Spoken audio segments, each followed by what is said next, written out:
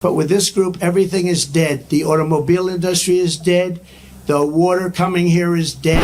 And you could revert water up into the hills where you have all the dead forests, where the forests are so brittle. Because no place is like California. I go to Austria. The head of Austria tells me, we have trees that are much more flammable than what you have in California. They built a toilet for $1.7 million. And it's not even nice. I saw pictures of it. What on earth are you talking about?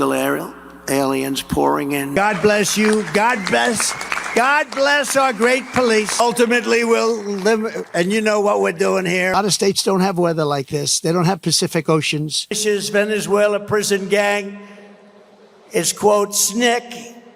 It sneaked. A running mate, Tampon Tim. Turn around, show the cameras. I love that. Just threw up in my mouth a little bit. When I return to the White House, we will require. They know Kamala. They know Kambabla. Hey, where's Harris? What the fuck is wrong with you? Oh boy. What's up, guys? I'm Boston Brian here from the MeidasTouch Network and host of Blunt Politics. And if you were wondering if Donald Trump has done himself, his campaign, or the American public any favors since his debate, I think you just got your answer. And if you were curious as to why Kamala Harris would ask the American citizens to watch a full Trump speech, to watch a full Trump rally all the way through, not only so they could see the bored, yawning people in the crowd, not only so they could see the people leaving early, but so that they know when they hear him say stuff like this during the debate, that it is not a one-off event. This is not the exception. This is the rule for Donald Trump. In Springfield, they're eating the dogs, the people that came in. They're eating the cats. They're eating the pets of the people that live there. I mean, that's just gotta be up there on the list of the most ridiculous things ever uttered by a presidential candidate in a presidential debate in the history of this country. And any sensible man would think that a presidential candidate, after being told what he said on stage was not only false, but directly leading to bomb threats in schools, hospitals, City Hall, leading to Proud Boys marching in this small town, one would think that you would change your rhetoric. You would tone down your rhetoric. You would walk back your statements and make sure that people weren't in harm's way. What did Donald Trump do?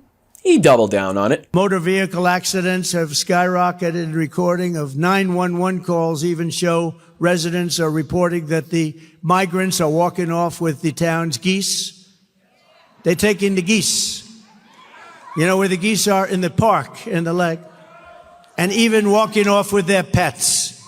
My dog's been taken. And if, for some reason, Donald Trump doubling down on rhetoric he absolutely knows is false, that he absolutely knows is causing chaos to the lives of citizens, businesses, and legal immigrants in this country isn't wholly disqualifying enough for you, here's his running mate, like a good wingman would, J.D. Vance on national television, telling people that he is just making up these stories to get attention. The American media totally ignored this stuff until Donald Trump and I started talking about cat memes. If I have to, create stories so that the American media actually pays attention to the suffering of the American people, then that's what I'm going to do, Dana, because you guys are completely letting Kamala Harris coast. All right, so let me just make sure I have this straight. So because J.D. Vance isn't happy with the press that Kamala Harris has been receiving since she took over for Joe Biden in the 2024 presidential race, that means he has to perpetuate fake stories. He has to make up stories to get attention. Is that what I'm getting from that? Good. Is that what we got? Good. And it gets even better. Or worse, whichever way you want to look at it, because when J.D. Vance is actually pressed and called out on this nonsense, he continuously reverts back to blaming his constituents, the stories he's heard from his constituents, the phone calls his office has received from his constituents,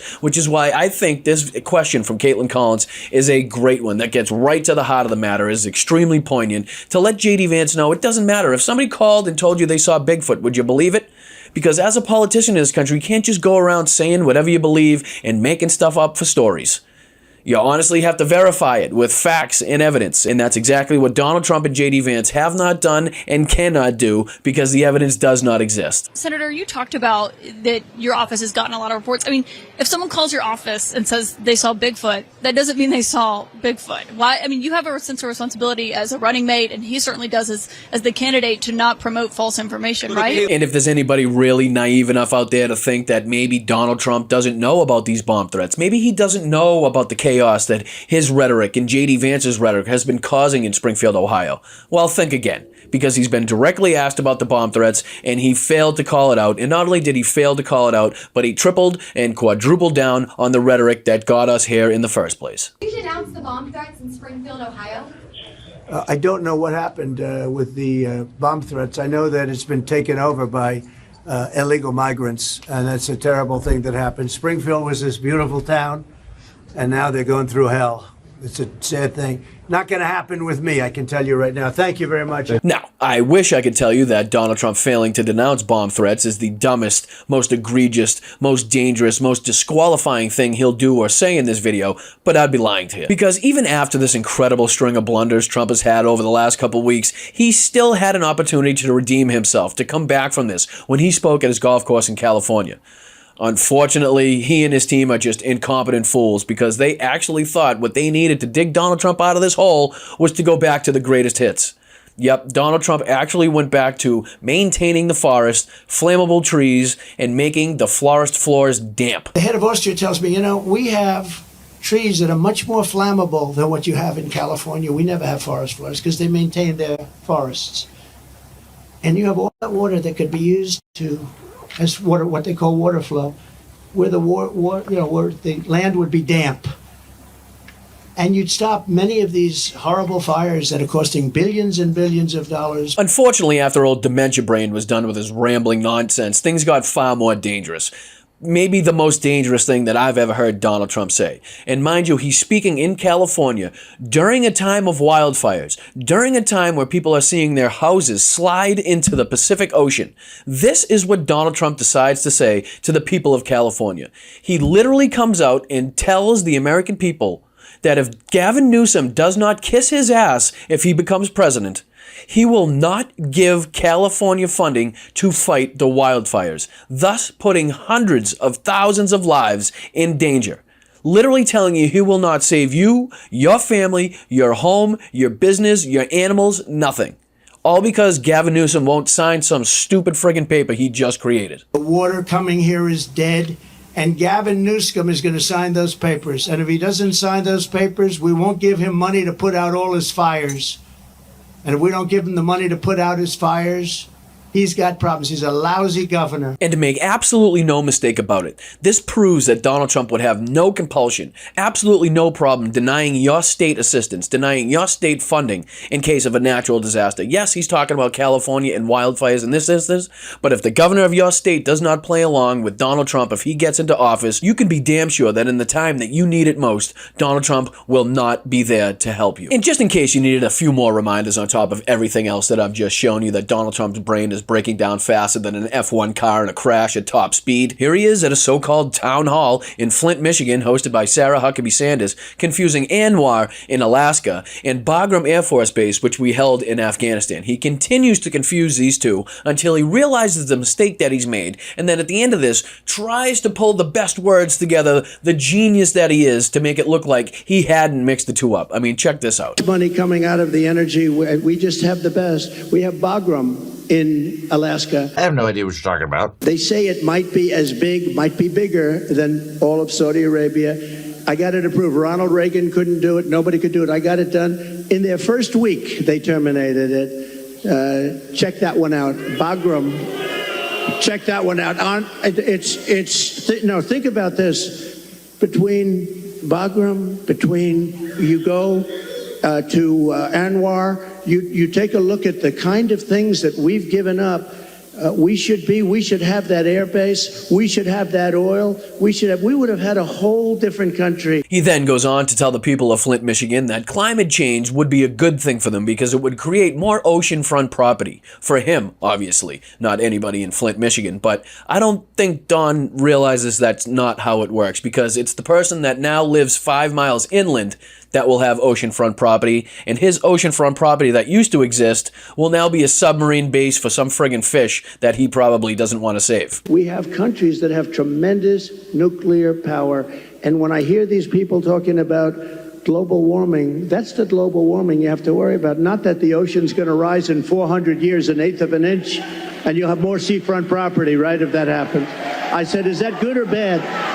I said, isn't that a good thing? If I have a little property on the ocean, I have a little bit more property. I have a little bit more ocean.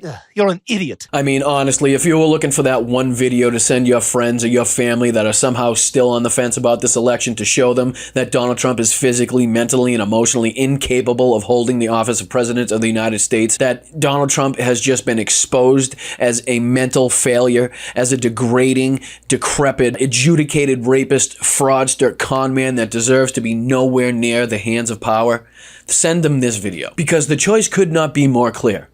The obvious mental decline, the obvious rapid mental decline of Donald Trump could not be more obvious. When you have a presidential candidate telling an entire state that he will not help them in the case of a natural disaster, when their homes and lives and families are on the line because he does not get along with their governor, I have to believe that is wholly disqualifying, and any sensible person will realize that. But we have to keep the fight up. We have to keep working. It is still far too close in all of these swing states. We do not have this in the bag yet. We need to keep getting people registered to vote. We need to keep calling stuff out like this. We need to keep making sure that we amplify the message of Tim Walz and Kamala Harris so that people understand the difference in what their choices are. We can either bring this country forward or we can move this country back with Donald Trump.